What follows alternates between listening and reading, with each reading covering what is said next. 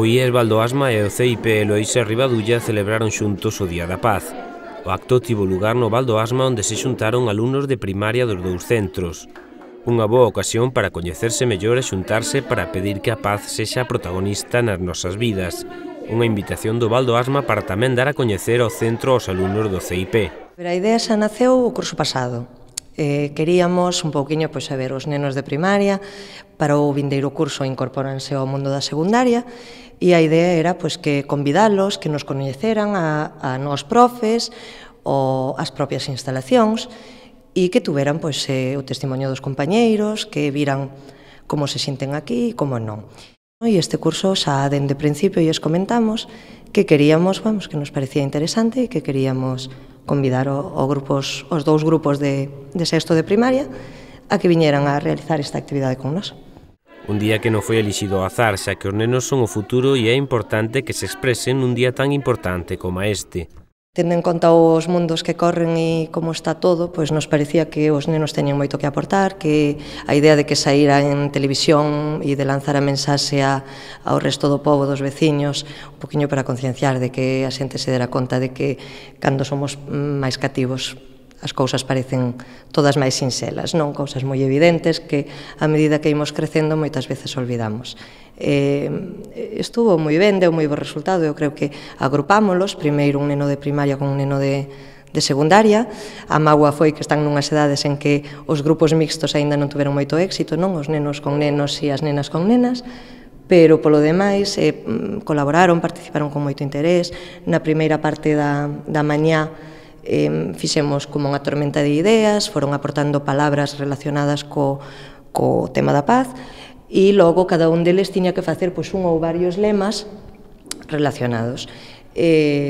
Logo na terceira hora fixeron a cartulina un pouquiño co modelo da paloma para como soporte, e na terceira, na última parte que se fixo pola tarde, se gravaron as mensaxes, os lemas, para que salgan na tele e que o resto de veciños un pouquiño se conciencien e se dean conta de que se celebra o Día da Paz, que moitas veces pasa desapercibido, cada un sigue co seu e non nos damos conta. Pois a verdade é que fomos testemunhas da gran sensibilidade que amosan os cativos ante esta causa, os textos que escribiron dende logo que non deixan indiferentes a ninguén. Como todos eran bons e feitos coa mellor das intencións, escoiten vostedes mesmos. Se tes problemas ca túa familia, non os encerres día a día. Cando me ilusiono, non me desilusionedes. Paz na familia e convivir sen mentiras. A tristeza pode facerche odiar, pero sempre hai unha razón para perdoar. Abandonada a violencia e convivide cas persoas. Todas as persoas temos dereito a felicidade e a liberdade. Tolera a xente que ten algunha discapacidade. Loita pola paz. Escoitádenos, non pelexedes. A mentira e o maltrato poden acabar nun divorcio. Non destroces a túa familia. A ilusión é a felicidade para conseguir algo. Xuntos podemos. Paz. Non destruyes a ilusión que hai no mundo. Que moita falta fai. Contaxe a felicidade e conseguirás a paz. É posible evitar as guerras. Todo depende de nós. Nos xornais non aparecerá máis o titular maltratar. Pola paz tes que perdoar e querer aos teus compañeiros. A mentira leva ao odio. E o odio á violencia. Amándonos podemos acadar a paz. Hai que saber perdoar. É a confianza do compañeiro gañar. Todos temos o dereito a estar coa familia.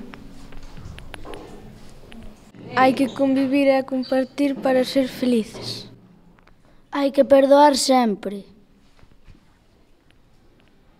Vós, gobernantes, facede caso á nosa razón e deixádenos vivir a nosa ilusión.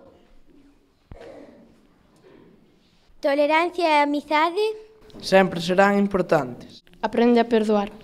Di non á violencia, di si á paz. Ao rematar o acto, os alumnos dos dous colexios xuntáronse para facer unha foto de familia e deixar constancia de que entre todos a paz é posible.